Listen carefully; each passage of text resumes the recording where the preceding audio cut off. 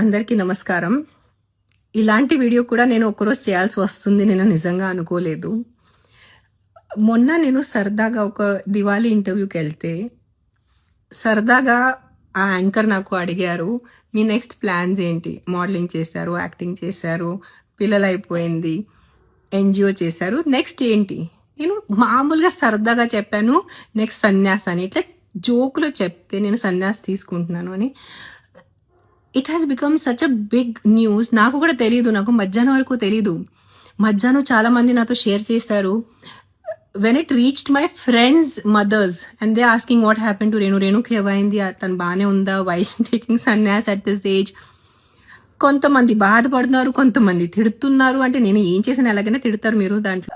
నా పిల్లలు ఉన్నారు, ఇంకా ఆద్య 15 years 10th లో ఉంది. నేను సన్యాసం తీసుకోను ఎంత తొందరగా. Definitely my ultimate stage is that.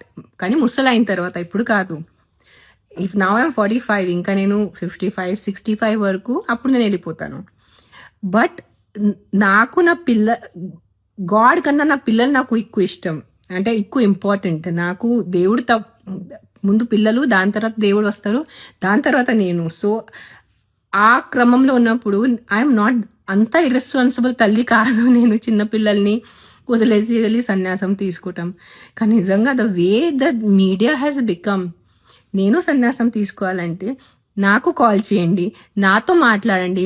మీరు ప్రపంచం అందరిని ఇంటర్వ్యూస్ చేసుకొని ఆవిడ సన్యాసం తీసుకున్నారు, మీ అభిప్రాయం ఏంటి? నేను సన్యాసం తీసుకుంటే నాకు అడగండి, నేను చెప్తాను మీకు. దట్ నిజంగా మాట దిస్ వీడియో ఫీల్స్ అంటే విచిత్రంగా ఉంది వీడియో చేయటం నాకు. అంటే ఏదైనా సోషల్ కాజ్ దాని గురించి మాట్లాడాలా ఏదో.